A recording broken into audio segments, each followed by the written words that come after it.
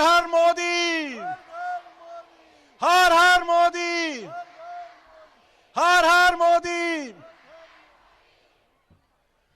हम सब गढ़वाल लोकसभा के गढ़वाल के श्रीनगर शहर में अपने देश के प्रधानमंत्री नरेंद्र भाई मोदी जी का करतल ध्वनियों से जोरदार स्वागत और अभिनंदन करते हैं। अब मैं सबसे पहले अपने देश के प्रधानमंत्री नरेंद्र भाई मोदी जी के स्वागत के लिए जो पुष्प गुच्छ देकर अपने राष्ट्रीय सचिव और जो रैली के संयोजक हैं माननीय तीरथ सिंह रावत जी से अनुरोध करूंगा कि अपने माननीय प्रधानमंत्री जी का स्वागत अभिनंदन करें।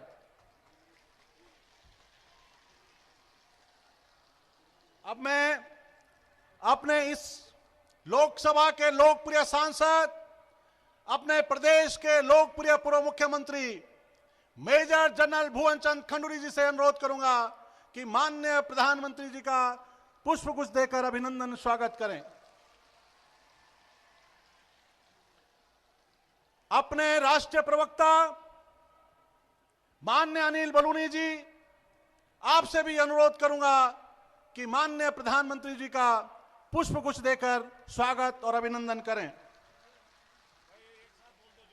बस अब 40 लोग हैं। अब जितने भी हमारे यहां पर प्रत्याशी हैं, मंच पर हमारे जिलों के अध्यक्ष प्रभारी हैं, सबसे अनुरोध है कि बड़ी माला से अपने माननीय प्रधानमंत्री जी का स्वागत और अभिनंदन करेंगे।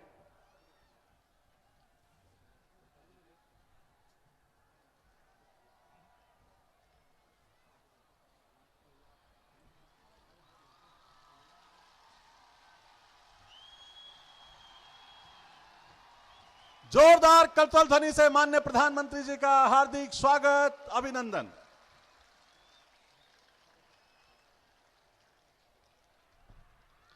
अब श्रीनगर विधानसभा के अपने लोकप्रिय प्रत्याशी डॉक्टर धन सिंह रावत जी से अनुरोध है कि माननीय प्रधानमंत्री जी का शॉल भेंट करके स्वागत अभिनंदन करें। राजीव चौहान जी से अनुरोध है कि पहले स्मृति चिन्ह दे रहे हैं डॉक्टर धन सिंह रावत जी माननीय प्रधानमंत्री जी को।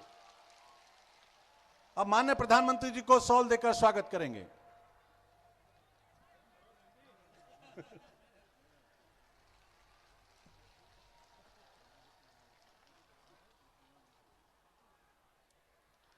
अब मैं माननीय प्रधानमंत्री जी के स्वागत के लिए, अभिनंदन के लिए, स्वागत भाषण के लिए अपने प्रदेश के पूर्व मंत्री, पूर्व प्रदेश अध्यक्ष और राष्ट्रीय मंत्री माननीय तीरथ सिंह रावत जी को आमंत्रित कर रहा हूं कि माननीय प्रधानमंत्री जी का स्वागत भाषण पढ़ें। माननीय तीरथ सिंह जी।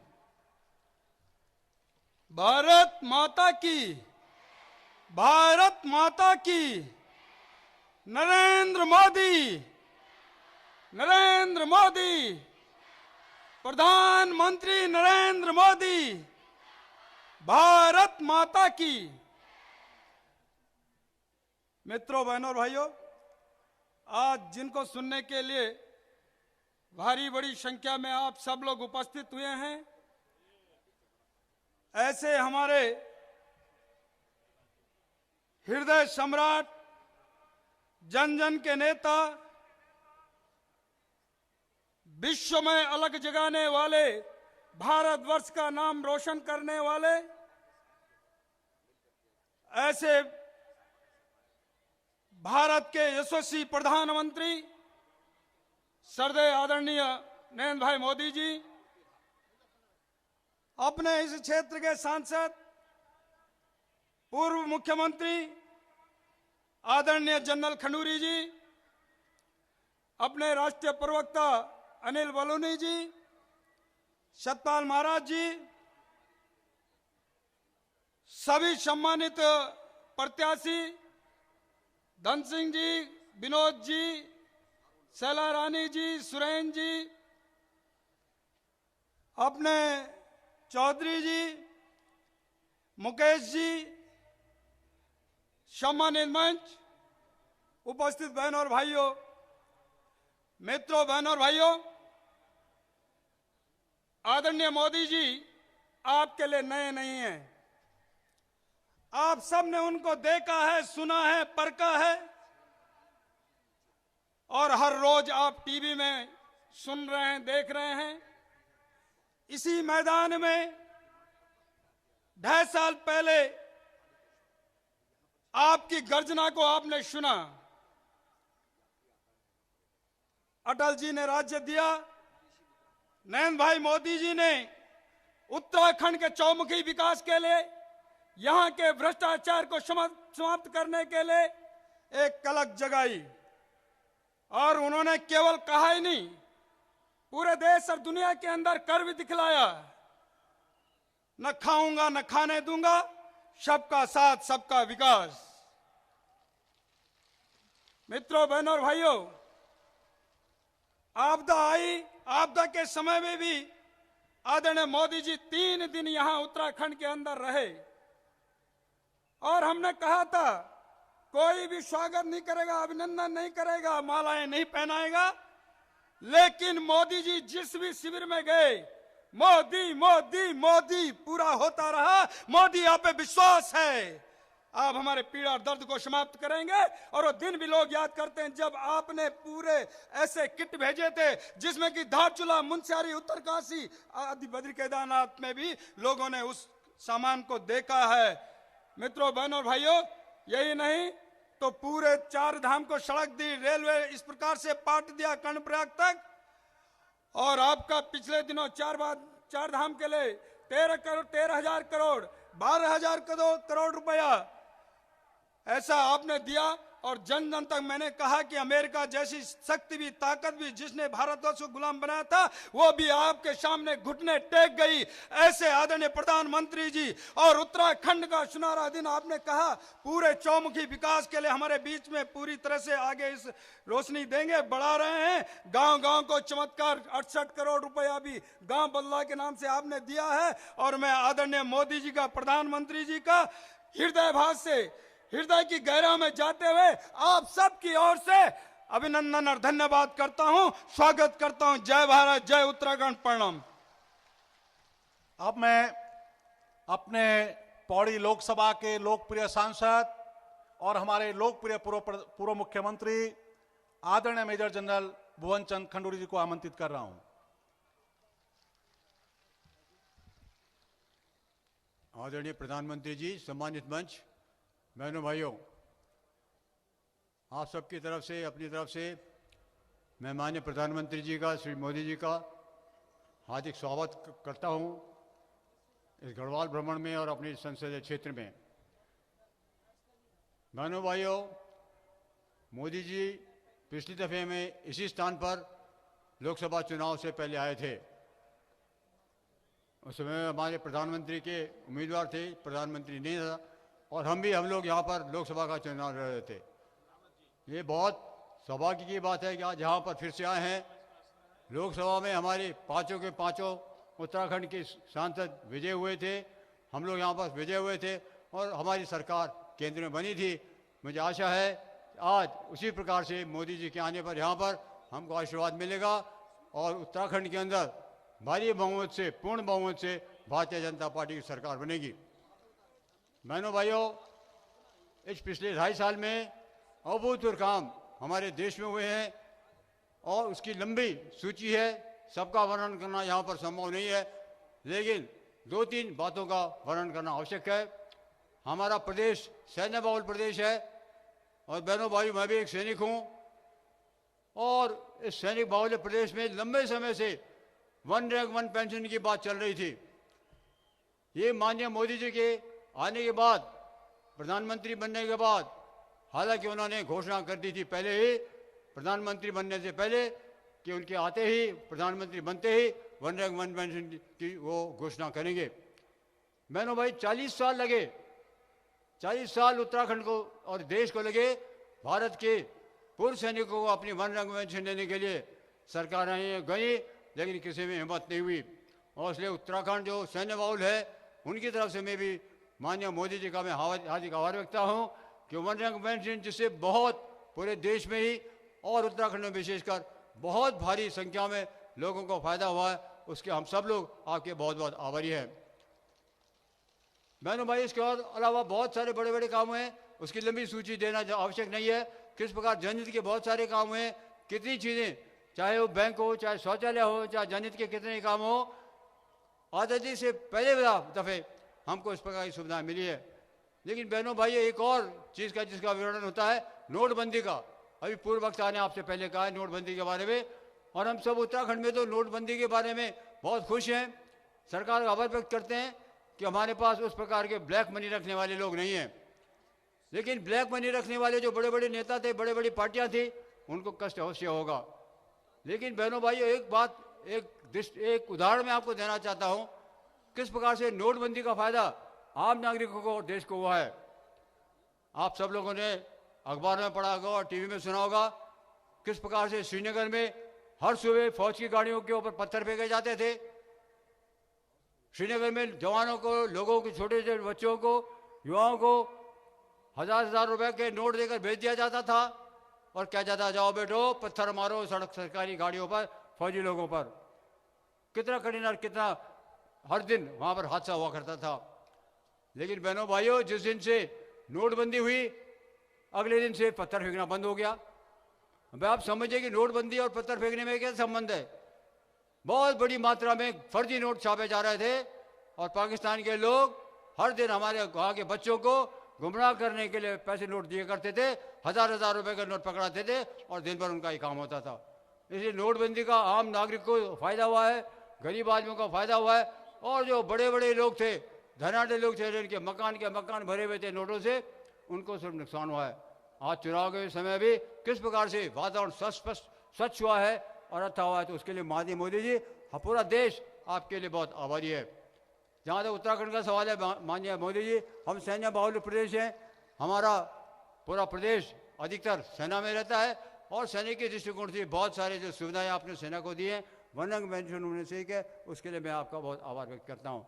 और इसके साथ ही माननीय मोदी जी, आपने जिस प्रकार से, चाहे वो बैंक खुलाने के बारे में, वो पहाड़ी क्षेत्र के अंदर बैंकों की बहुत आवश्यकता होती थी और पहले जो व्यवस्था थी उसमें बैंक नहीं खुल पाते थे। आपने हर गांव में, हर क्षेत्र में बैंक खोलने की व्यवस्था की है, उसके लिए हम आपके आभारी हैं।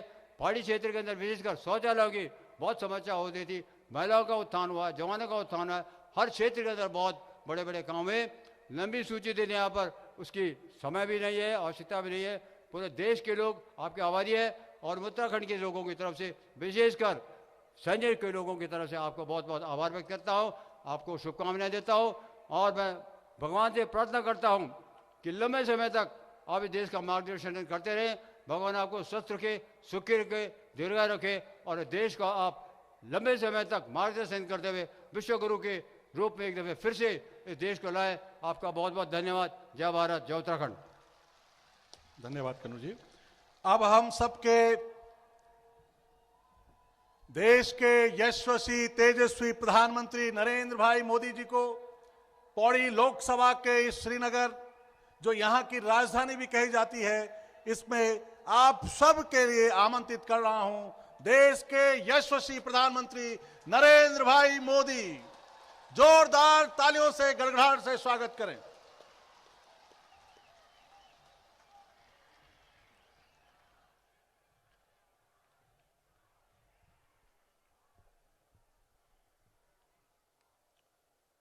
जय बद्री विशाल। बाबा केदारनाथ की जय। भाई बहनों और प्यारा बच्चों, जय बद्री विशाल। देवभूमि गढ़वाल का केंद्र बिंदु श्रीनगर में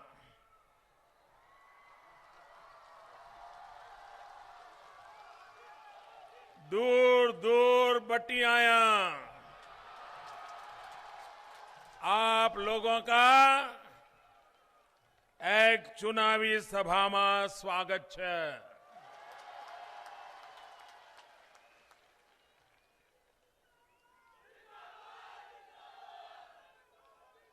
भारतीय जनता पार्टी के वरिष्ठ नेता, संसद में मेरे साथी श्रीमान भुवन चंद्र खंडूरी जी, राष्ट्रीय सचिव श्रीमान तीरथ सिंह रावत जी, अनिल बलूनी जी, मनोहर कांत ध्यानी जी, भास्कर नेथानी जी, राजेंद्र अथवाल जी, मुकेश रावत जी, अत्तर सिंह तोमर जी, अत्तर सिंह अथवाल जी, वीरेंद्र सिंह बिष्ट जी, अनिल नौटियाल जी, और इस चुनाव में भारतीय जनता पार्टी के उम्मीदवार श्रीनगर से डॉक्टर धन सिंह रावत जी, यहां आइए धन सिंह जी, चौपटा खाल से श्रीमान सतपाल महाराज जी, कर्णप्रयाग से श्रीमान सुरेंद्र सिंह नेगी जी, पौड़ी से श्रीमान मुकेश कोहली जी, केदारनाथ से शैला रानी रावत जी, रुद्रप्रयाग से भरत सिंह चौधरी जी, थराली से श्रीमान मगनलाल जी, देवप्रयाग से विनोद कंडारी जी, अब सब मेरे साथ बोलिए भारत माता की, दोनों मुट्ठी पूरी ताकत से भारत माता की, भारत माता की।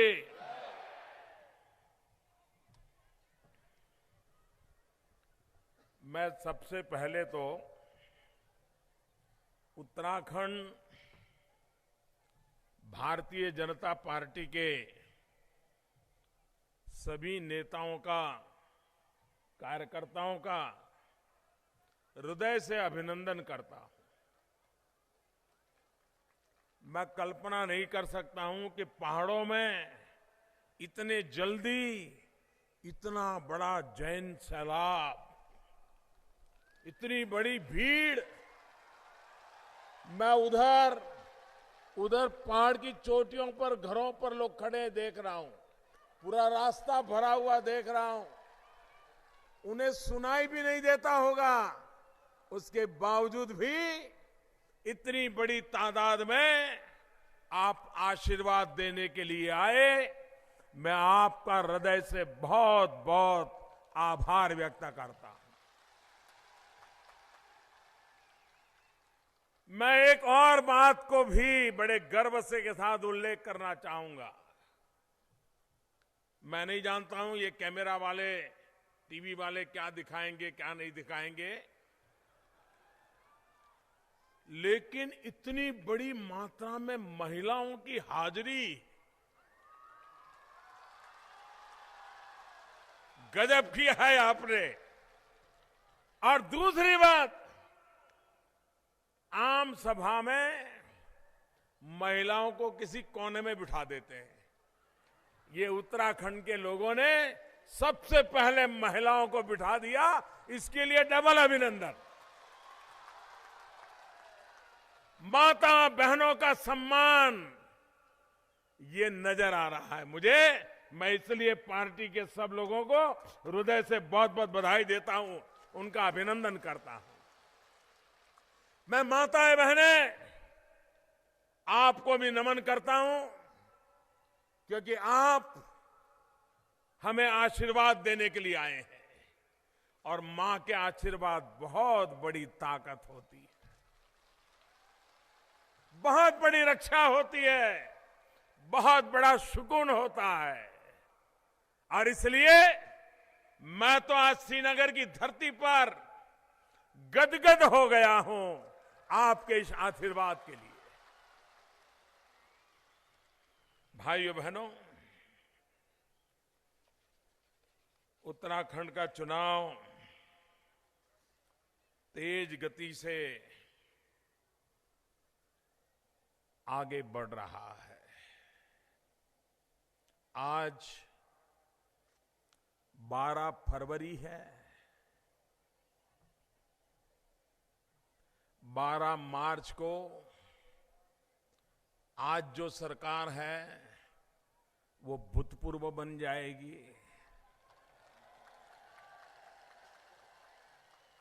और 11 मार्च को जो नतीजे आएंगे वो अभूतपूर्व हो जाएंगे।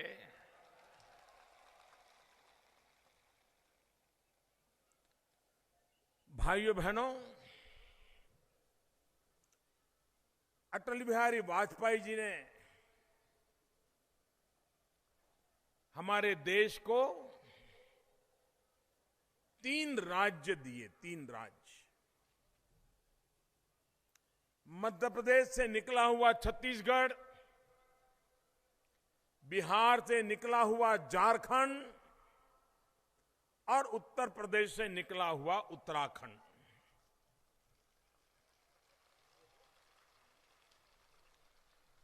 क्या कारण है कि छत्तीसगढ़ छोटा सा राज्य, आदिवासियों की जनसंख्या, माओवादियों का खून खराबा, नक्सलवाद, ये सब कुछ होने के बाद भी वहां की जनता ने लगातार भारतीय जनता पार्टी की सरकार बनाई।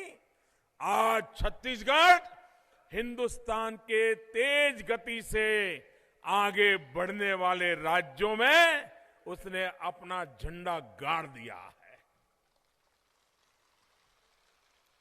झारखंड जंगल है, आदिवासी बस्ती है, पिछड़ा इलाका है। बिहार में भी जब वो बिहार का हिस्सा था, सबसे ज्यादा पिछड़ा इलाका था। आज वहां भारतीय जनता पार्टी की सरकार है। कोई कल्पना नहीं कर सकता है कि झारखंड जैसे राज्य में पूंजी निवेश के लिए अंतर्राष्ट्रीय स्तर की समिट होती हो, देश और दुनिया के बड़े बड़े उद्योगकार झारखंड की राजधानी रांची में आते हो और झारखंड में पूंजी निवेश के लिए आगे बढ़ते हो। क्या कारण है कि मेरा उत्तराखंड पीछे रह गया? क्या कारण है भाइयों? उत्तराखंड बर्बाद हुआ, उसका कारण क्या है? जरा पूरी ताकत से बताइए, कौन कारण है? कौन कारण है? कौन कारण है? जब तक उसको नहीं हटाओगे, क्या उत्तराखंड का भला होगा? क्या भला होगा? क्या भला होगा? क्या? और वो लोग जो कभी कहते थे कि हमारी लाश पर उत्तराखंड बनेगा, उनको उत्तराखंड से कोई प्यार हो सकता है क्या? हम मरेंगे लेकिन उत्तराखंड नहीं बनने देंगे, ये कांग्रेस के लोग कहते थे कि नहीं कहते थे? ये वर्तमान मुख्यमंत्री कहते थे कि नहीं कहते थे? अरे ऐसे मुख्यमंत्री उत्तराखंड की जनता में ये दम होना चाहिए। ये तो पिछले दरवाजे से घुस गए हैं, वरना उत्तराखंड की जनता उनको कभी भी बनने नहीं देती, कभी भी बनने नहीं देती। क्योंकि उन्होंने उत्तराखंड के बलिदानों पर, उत्तराखंड की जनता के गांव पर नमक छिड़कने का, एसिड छिड़कने का पाप किया था। ये तो यहां तक कह देते थे कि अलग डेवलपमेंट अथॉरिटी बना दी जाए, यूटी बना दिया जाए, लेकिन उत्तराखंड राज्य न बनाया जाए। आपको याद है ये आज जो मुख्यमंत्री हैं उन्होंने उत्तराखंड की रचना के विरोध में क्या कुछ नहीं किया था। जिस व्यक्ति के दिल में इस राज्य के प्रति प्यार ही न हो, लगाव न हो, क्या आपका कभी वो भला कर सकता है क्या? पूरी ताकत से जवाब दो, भला कर सकता है क्या? ऐसे व्यक्ति पे भरोसा कर सकते हैं क्या? और ये कांग्रेस पार्टी देखिए, आप मुझे बताइए, जब उत्तराखंड में आंदोलन चल रहा था अलग उत्तराखंड के लिए, नौजवान सड़कों पे आए थे, माताएं बहनें यातनाएं झेल रही थी। समाजवादी पार्टी की सरकार थी उत्तर प्रदेश में, यहां पर समाजवादी पार्टी के दरोगा बैठे हुए थे। ये रामपुर तिरहा में क्या हुआ था भाई? हमारी माताओं बहनों पर बलात्कार हुआ था कि नहीं हुआ था? बलात्कार हुआ था कि नहीं हुआ था? अत्याचार हुए थे कि नहीं हुए थे? गोलियां चलाई गई थी नहीं चलाई गई थी? ये चलाने वाले कौन थे? समाजवादी पार्टी की सरकार थी जिसने वो जुल्म किया था। और ये कांग्रेस पार्टी देखिए आज उसी समाजवादियों की गोद में जाकर के बैठ गई है भाइयों। यही समाजवादियों को गले लगा, समाजवादियों ने और कांग्रेस ने मिलकर के उत्तराखंड में भी पर्दे के पीछे समाजवादी और कांग्रेस मिलकर के आज आपके साथ खेल खेल रहे हैं। और इसलिए भाइयों बहनों, इसलिए मैं आपसे आग्रह करने आया हूं कि ये चुनाव सिर्फ यहां की सरकार हटे इसके लिए नहीं है। ये चुनाव ये मुख्यमंत्री को सजा दे दे इतने से पूरा नहीं होने वाला है। ये चुनाव इसलिए है कि हमें उत्तराखंड का भाग्य बदलना है भाइयों बहनों। कौन कहता है बदला नहीं जा सकता है? हर बार यहां के ऐसे नेता लोग रहे जो प्रकृति को दोष देते रहे, यहां तो ये दिक्कत है वहां तो वो दिक्कत है।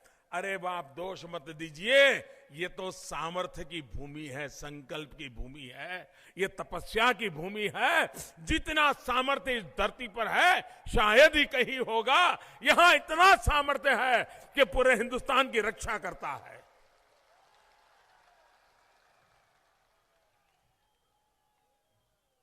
हिमालयन स्टेट्स में आप जरा सिक्किम जाकर के देखिए, वहां भी हिमालयन पहाड़ी है, हिमालयन रेंजेज है, वहां भी रास्तों की कठिनाई है, वहां भी जमीन ढह जाती है। लेकिन आज जाकर के देखिए सिक्किम, 7-8 लाख लोगों की जनसंख्या, 20 लाख से ज्यादा टूरिस्ट आते हैं वहां, 20 लाख से ज्यादा।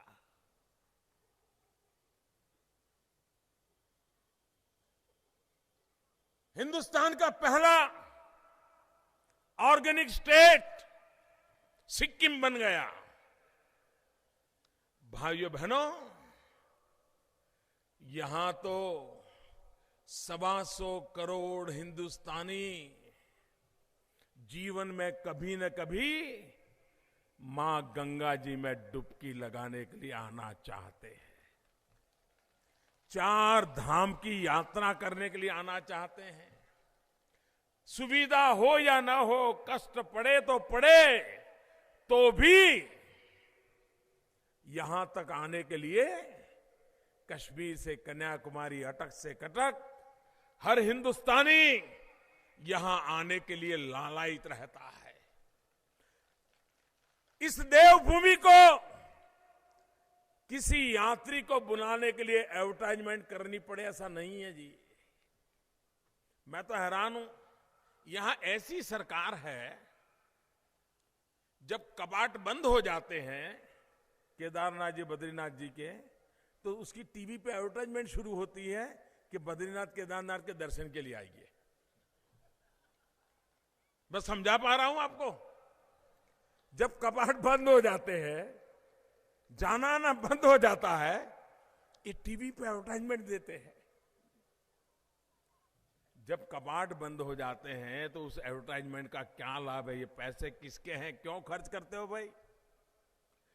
जब कबाड़ खुले हो, दर्शन हो रहे हो, तब तो आप एडवर्टाइजमेंट दो देश भर के लोगों को, मैं समझ सकता हूं। और लेकिन मैं कहना चाहता हूं, देवभूमि पर आने के लिए इस देश के किसी व्यक्ति को समझाना पड़े, इसकी जरूरत ही नहीं है। सिर्फ यहां व्यवस्थाएं कड़ी करो, देश के लोग यहां आना शुरू हो जाएंगे। भाइयों बहनों, टूरिज्म की सफलता दो बात पे होती है।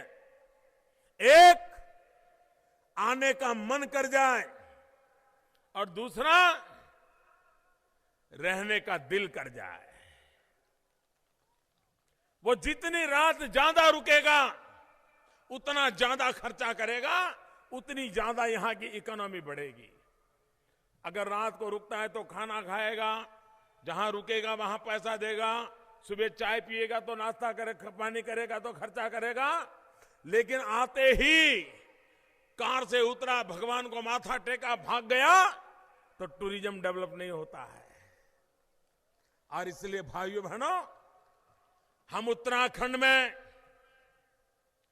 प्रवासन की, पर्यटन की हर व्यवस्था को प्राथमिकता देना चाहते हैं। और ये जिम्मेवारी सिर्फ उत्तराखंड सरकार की नहीं होगी। केंद्र में आपने मुझे बिठाया है, मैं भी अपनी जिम्मेवारी निभाऊंगा।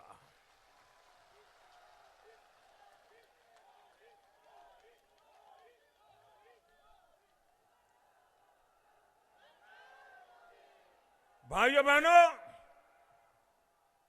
चार धाम, बारमासी रास्ता, ऑल वेदर रोड, क्या आजादी के 70 साल के बाद ये नहीं हो सकता था क्या?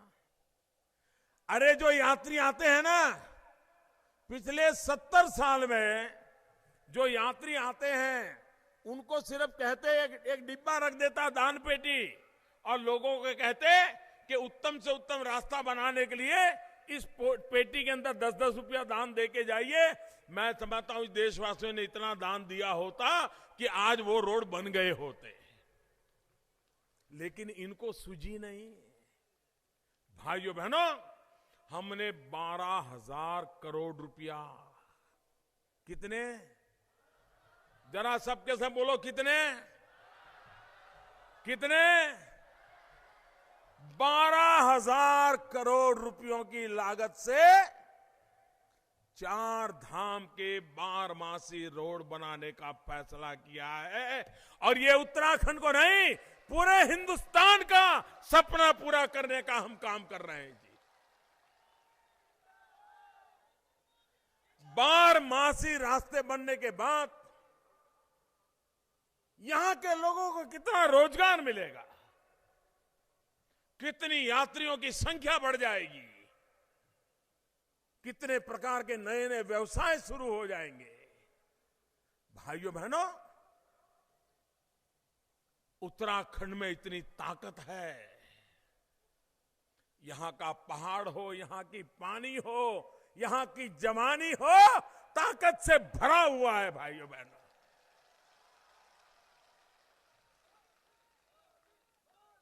और इसलिए हम रेलवे में भी बहुत बड़ा काम करना चाहते हैं। आप जानते हैं रेलवे का काम तेज गति से चल रहा है, और उस रेलवे का नेटवर्क भी पहाड़ों में भी खड़ा हो सकता है, और हमारी सरकार उस बात को भी आगे बढ़ाना चाहती है। रेल बनने तक हजारों लोगों को रोजगार भी देती है, और बनने के बाद नए रोजगारों को जन्म देती है। भाइयों बहनों, हम नहीं चाहते कि उत्तराखंड का हर जवान उसको उत्तराखंड छोड़ करके जाना पड़े। उत्तराखंड में कहीं किसी गांव में जाओ, जरा यहां के मुख्यमंत्री जवाब दे, पिछले 5 साल में कितने गांव खाली हो गए हैं। अरे किसी गांव में जाएं, किसी भी घर में पूछें, कोई नौजवान है जरा बात करनी है तो वो कहेंगे नहीं नहीं भाई वो तो रोजी रोटी कमाने के लिए कहीं चला गया है, साल में 1-2 बार आता है। इतना बड़ा उत्तराखंड, यहां के नौजवान को अपना गांव, अपने खेत खलिहान, अपने बूढ़े माँ बाप, अपने यार दोस्त ये छोड़ने के लिए जाना क्यों पड़े। अरे पूरे हिंदुस्तान को यहां पर लाने की ताकत जिस राज्य में हो, यहां से किसी को जाना ना पड़े, ऐसा राज्य बनाने की जरूरत। और बन सकता है भाइयों, कोई कठिन काम नहीं है। मकसद चाहिए, समर्पण चाहिए, संकल्प चाहिए, जनता जनार्दन का साथ चाहिए। सबका साथ सबका विकास होके रहता है। भाइयों बहनों, जिस प्रकार से यात्रियों के लिए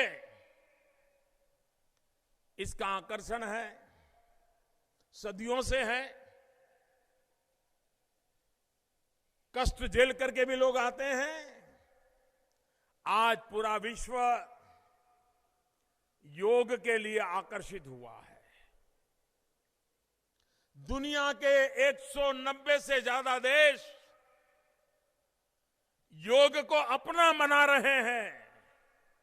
और हर किसी को जब योग की बात आती है तो भारत की तरफ ध्यान जाता है। और योग की बात भारत की तरफ ध्यान जाता है तो सबसे पहले उनको हरिद्वार और ऋषिकेश दिखाई देते हैं। भाइयों, पूरी दुनिया में योग के लिए लोगों को आकर्षित करने की ताकत ये उत्तराखंड के हर चोटी पर है, हर पहाड़ी पर है भाइयों, हर गांव में वो सामर्थ्य है। हम योग का ऐसा नेटवर्क बना सकते हैं, विश्व में जिसको योग सीखना हो वो उत्तराखंड के छोटे छोटे गांवों में जाकर के भी, प्राकृतिक वातावरण में रह करके भी, गांव के अच्छे अच्छे शिक्षकों के द्वारा योग सीख सकता है भाइयों। और पूरा विश्व योग एक बड़ा टूरिज्म के लिए उत्तराखंड का अवसर है। योग टूरिज्म को बढ़ावा देना है। भाइयों बहनों, आज हिंदुस्तान का नौजवान टीवी देखता है, दुनिया भर की चैनल देखता है, उसको भी लगता है कुछ एडवेंचर, कुछ साहस करें। उत्तराखंड के पहाड़ों से बड़ा, यहां के गंगा के धोध से बड़ा एडवेंचर टूरिज्म के लिए कोई जगह नहीं हो सकती है। पूरे हिंदुस्तान के और दुनिया के नौजवानों को साहसिक टूरिज्म के लिए, एडवेंचर टूरिज्म के लिए हम यहां निमंत्रित कर सकते हैं। हेल्थ टूरिज्म के लिए निमंत्रित कर सकते हैं। रिक्रिएशन एंटरटेनमेंट टूरिज्म के लिए आकर्षित कर सकते हैं। पूरा बॉलीवुड, ये बॉलीवुड फिल्मों के शूटिंग के लिए उसको बाहर क्यों ना जाना पड़ रहा है भाई? क्या हमारे उत्तराखंड में वो सौंदर्य नहीं है जहां फिल्में बन सकती है? यहां के नौजवानों को रोजगार नहीं मिल सकता है? लेकिन उसके लिए एक दृष्टि चाहिए, विजन चाहिए। पूरे बॉलीवुड को ये उत्तराखंड की गलियों में शूटिंग के लिए लाने के लिए हम प्रेरित कर सकते हैं, व्यवस्थाएं विकसित कर सकते हैं भाइयों। और इसलिए भाइयों बहनों, प्रवासन, पर्यटन,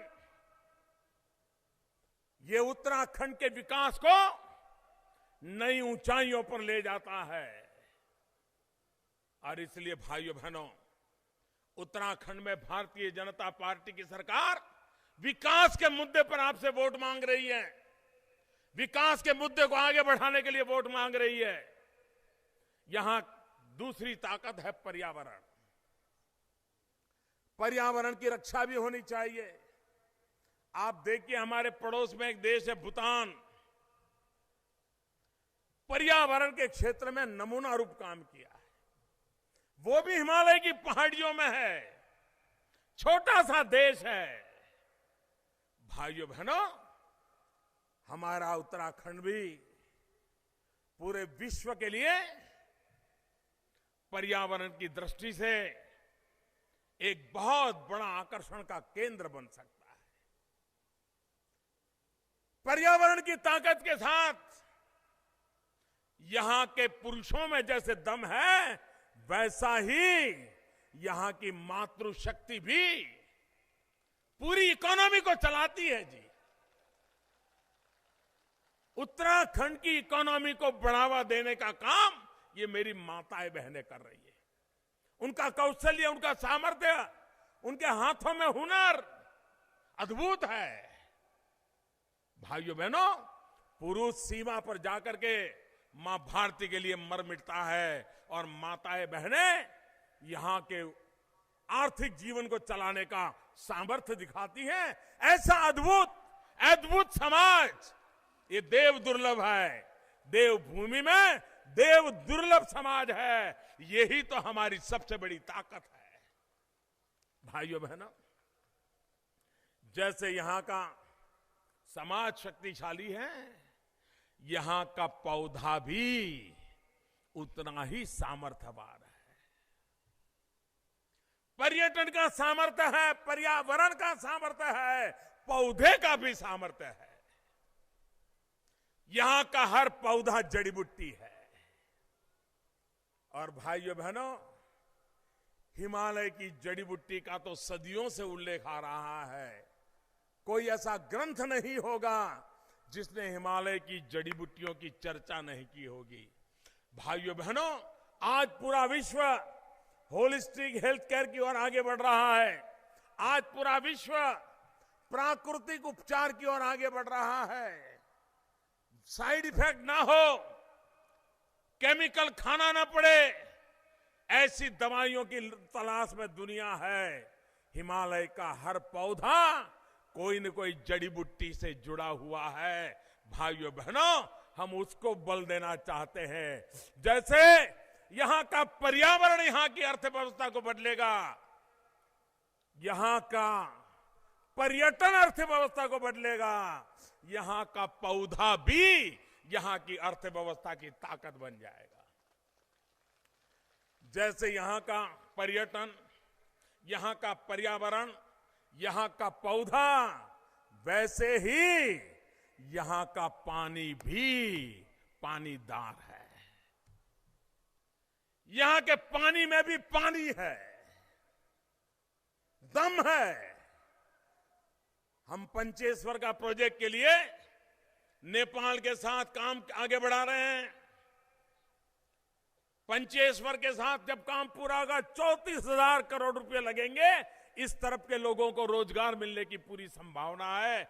और ऐसी बिजली तैयार होगी जो बिजली न सिर्फ उत्तराखंड को, हिंदुस्तान के बहुत बड़े हिस्से का अंधेरा दूर करने की ताकत रखती है। भाई, यहां के पानी में ऊर्जा है, यहां की पानी में सामर्थ्य है, पर्यटन में दम है, पर्यावरण में दम है, पौधे में दम है, यहां के पानी में भी दम है। और इसलिए भाइयों बहनों, इन ताकतों को जोड़ दें तो कोई मुझे बताएं, उत्तराखंड से पलायन रुकेगा कि नहीं रुकेगा? पलायन रुकेगा कि नहीं? ये 4 प इतने ताकतवर है कि यहां से कभी पलायन नहीं हो सकता है। और इसलिए भाइयों बहनों, हम एक निश्चित विजन के साथ उत्तराखंड का भाग्य बदलने के लिए काम कर रहे हैं। और इसलिए मैं आज आपके पास आया हूं, विकास के लिए वोट मांगने के लिए आया हूं, यहां के नौजवानों का जीवन सुनिश्चित करने के लिए आपके पास आया हूं। भाइयों बहनों, अभी हमारे खंडूरी जी 1 रैंक 1 पेंशन की बात कर रहे थे।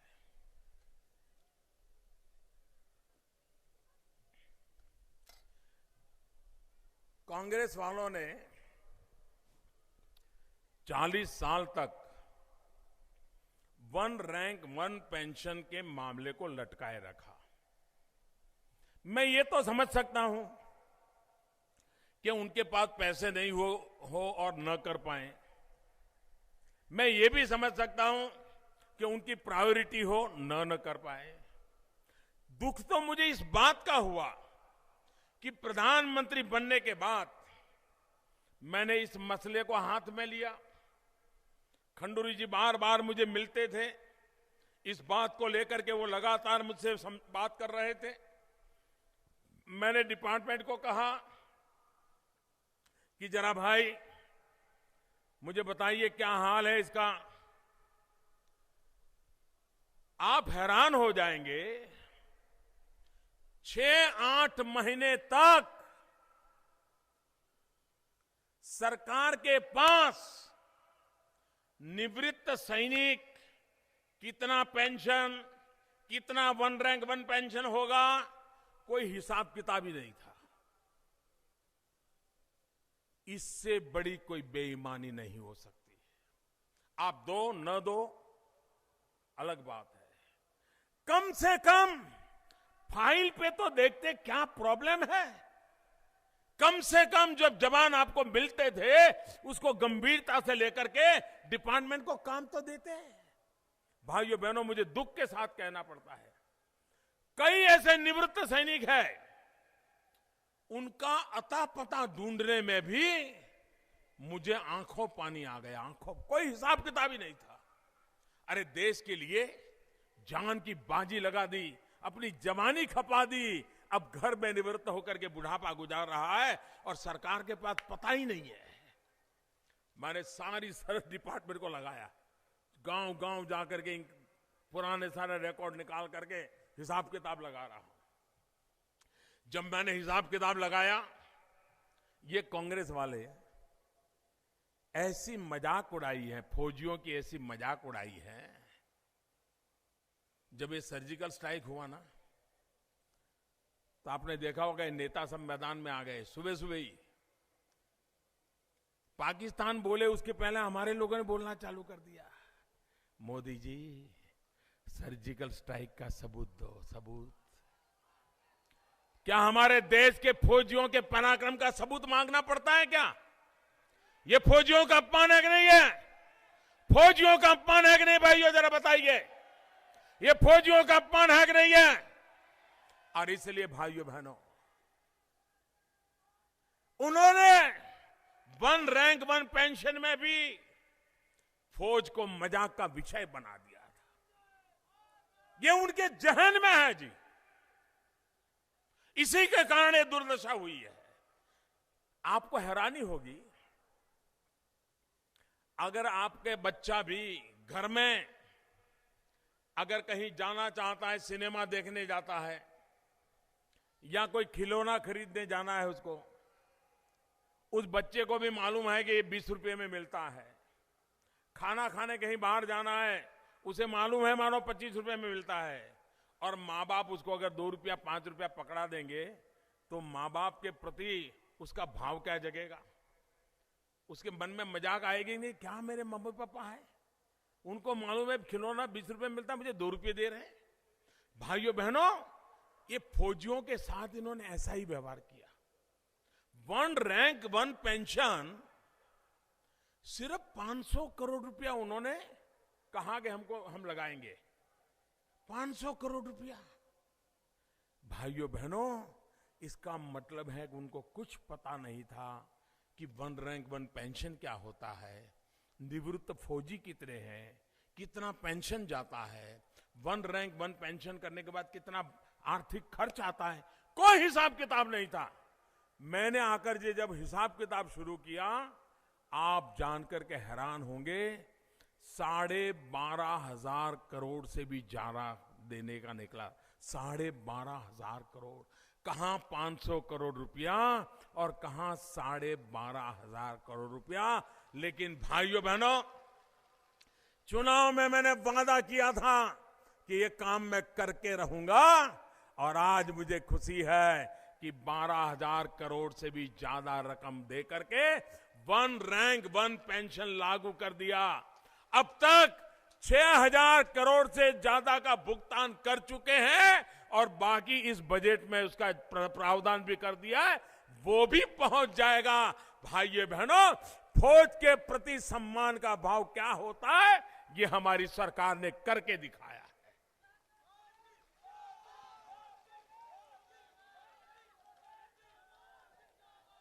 भाइयों बहनों, हमने सर्जिकल स्ट्राइक किया। देश के सेना के जवान कब तक मार झेलते रहेंगे? कब तक दुश्मनों का वार झेलते रहेंगे? भाइयों बहनों, वक्त बदल चुका है, दिल्ली में सरकार बदल चुकी है। मेरे देश का फौजी अब वार नहीं सहेगा, वो प्रतिवार करेगा, प्रतिवार करेगा जी। भाइयों बहनों, आप मुझे बताइए, हमारे देश में जरा पूरी ताकत से मुझे जवाब देना और दूर दूर से जवाब आनी चाहिए। जवाब दोगे? जरा पीछे से जवाब दोगे? ये माताएं बहनें जवाब दोगे? आप मुझे बताइए, हमारे देश को भ्रष्टाचार ने बर्बाद किया है कि नहीं किया है? भ्रष्टाचार ने तबाह किया है कि नहीं किया है? भ्रष्टाचार बर्बादी लाया है कि नहीं लाया है? भ्रष्टाचार जाना चाहिए कि नहीं जाना चाहिए? भ्रष्टाचार जाना चाहिए कि नहीं जाना चाहिए?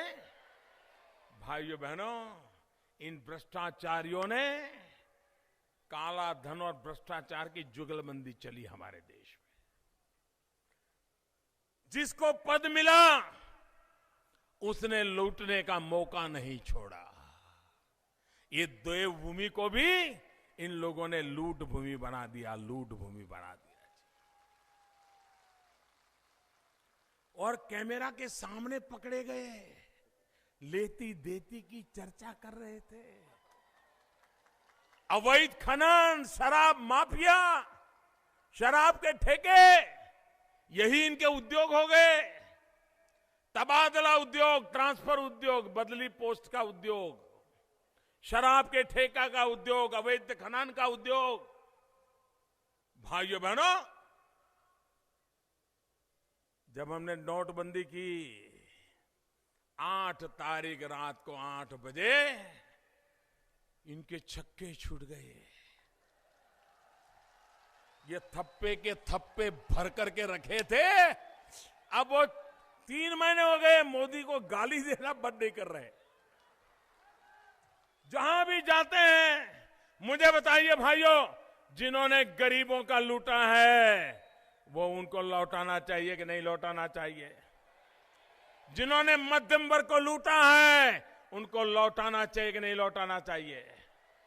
भाइयों बहनों, मैं आपको वादा करता हूं, मैं जब तक बैठूंगा न चैन से बैठूंगा, न इनको चैन से बैठने दूंगा। क्या कर लेंगे ये? क्या कर लेंगे?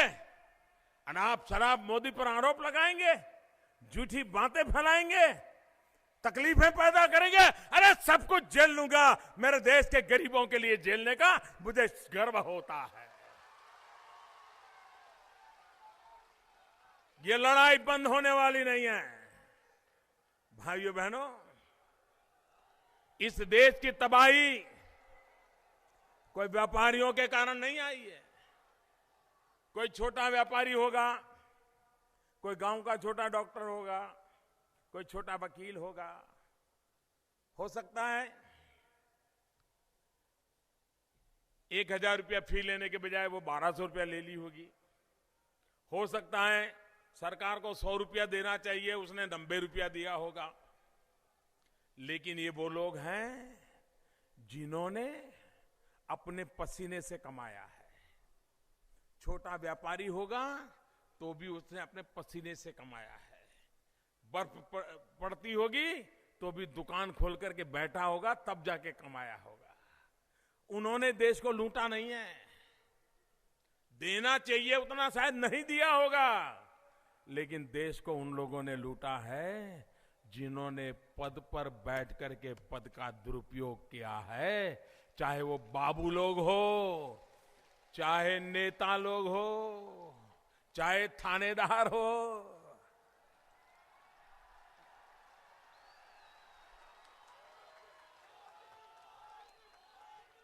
भाइयों बहनों, पद पर बैठ करके जिन्होंने लूटा है उनकी लूट की पाई पाई देश के चरणों में लाके रखनी है, इसलिए लड़ाई चली है।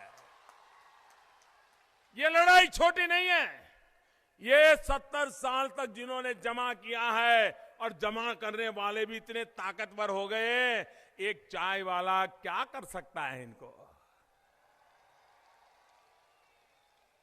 बड़े ताकतवर लोग हैं, लेकिन भाइयों बहनों 125 करोड़ देशवासियों के आशीर्वाद है, और इसलिए चाय वाला भी ये बड़े बड़े चमरबंदी लोगों के खिलाफ मैदान में उतर करके आया है।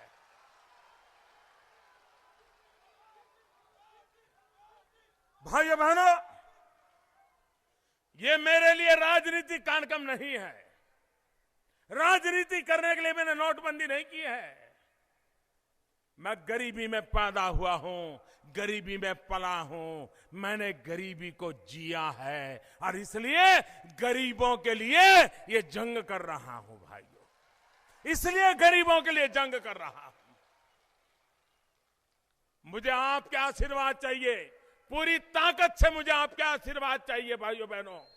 इस देश को भ्रष्टाचार और काले धन से मुक्त कराने की लड़ाई में देश को सफल होना है, और इस बीमारी से मुक्त होना है। भाइयों बहनों, विकास की नई ऊंचाइयों पर देश को ले जाना है। मेरी माताएं बहनें यहां बैठी हैं।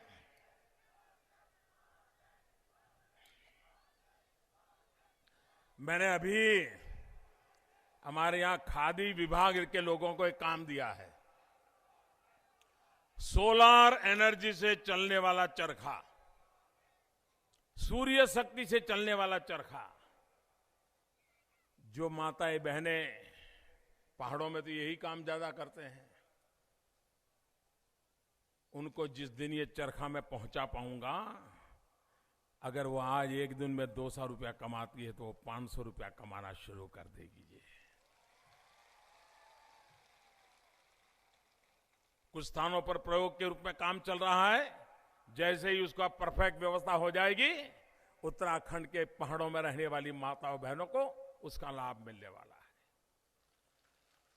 भाइयों बहनों, आप मुझे बताइए, हर मां बाप को, हर बहन को अपने घर में गैस का चूल्हा हो, ये उसकी जरूरत है कि नहीं है? गैस का चूल्हा मिलना चाहिए कि नहीं मिलना चाहिए? गैस का सिलेंडर मिलना चाहिए कि नहीं मिलना चाहिए? पहले मिलता था क्या?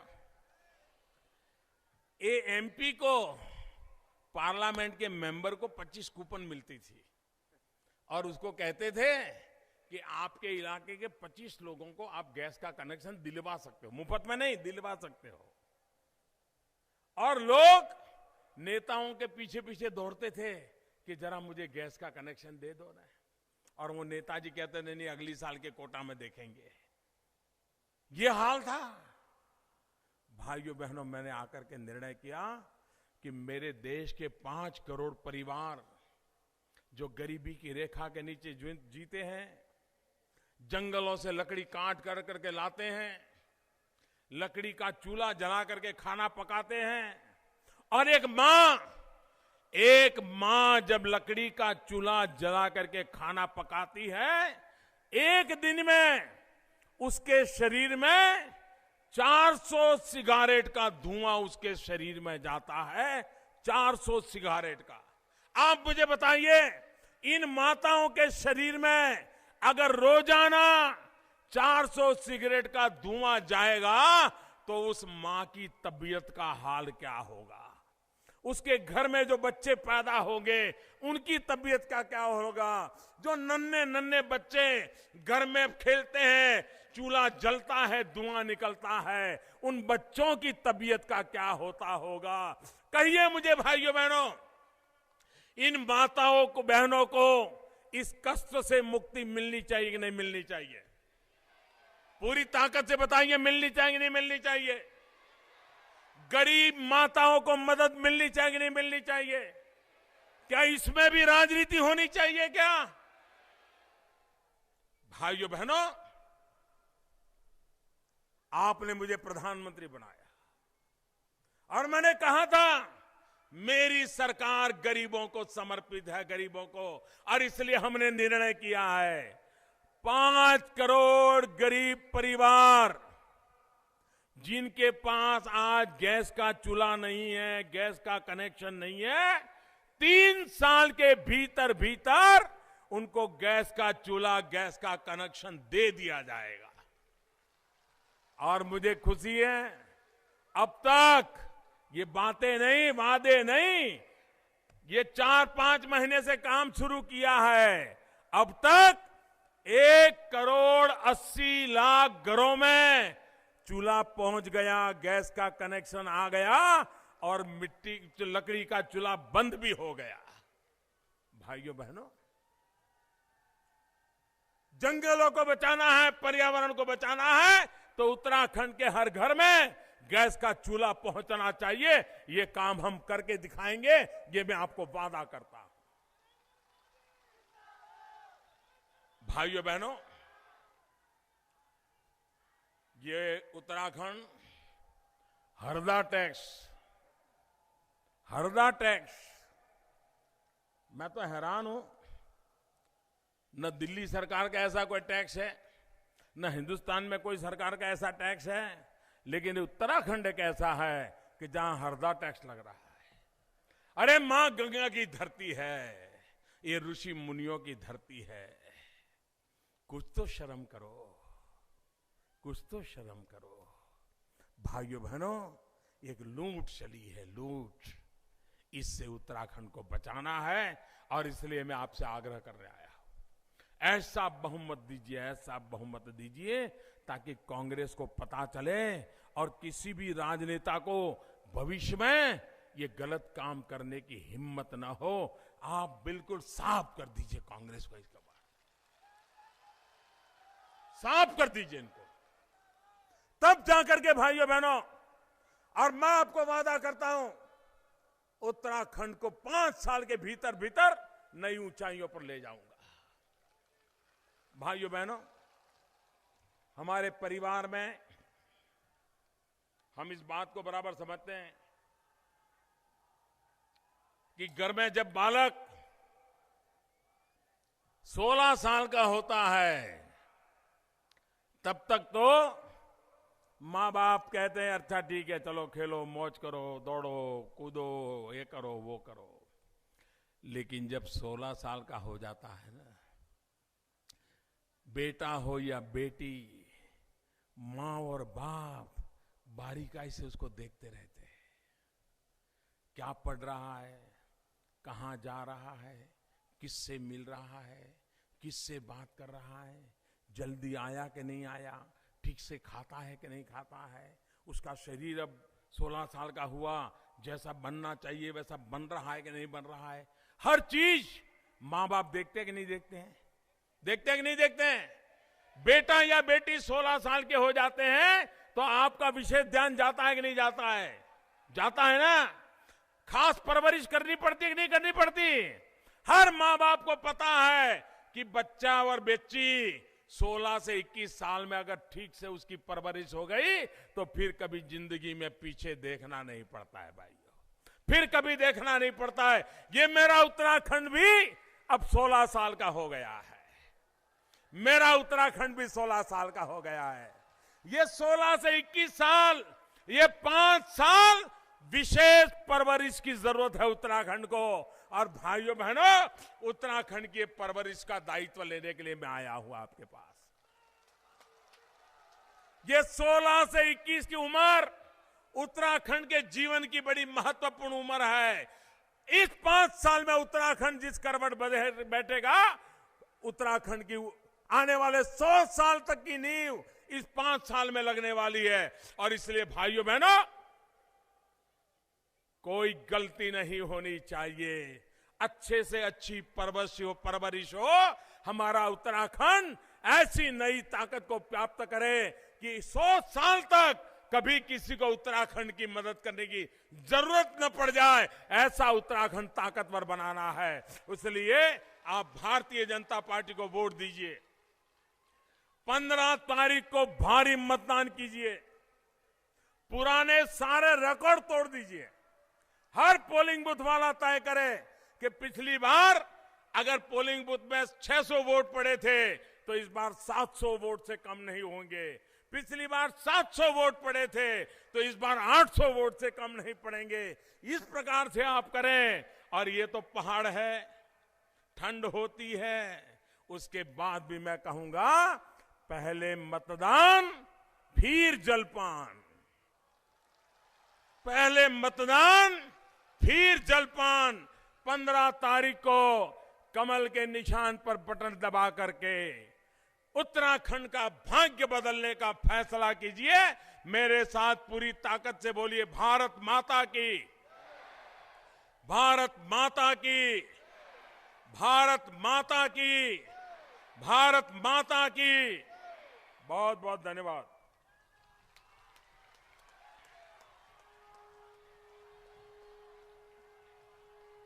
जोरदार तालियों से अपने देश के प्रधानमंत्री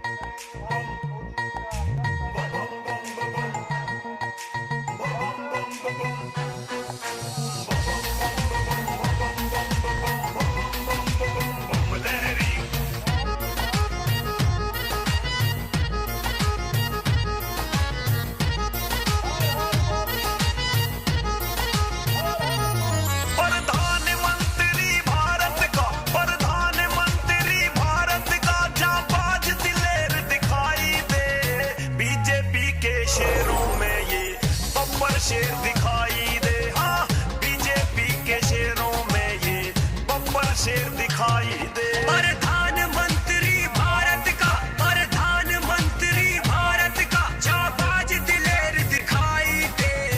बीजेपी के शेरों में ये बब्बर शेर दिखाई दे। हाँ, बीजेपी के शेरों में ये बब्बर शेर दिखाई दे।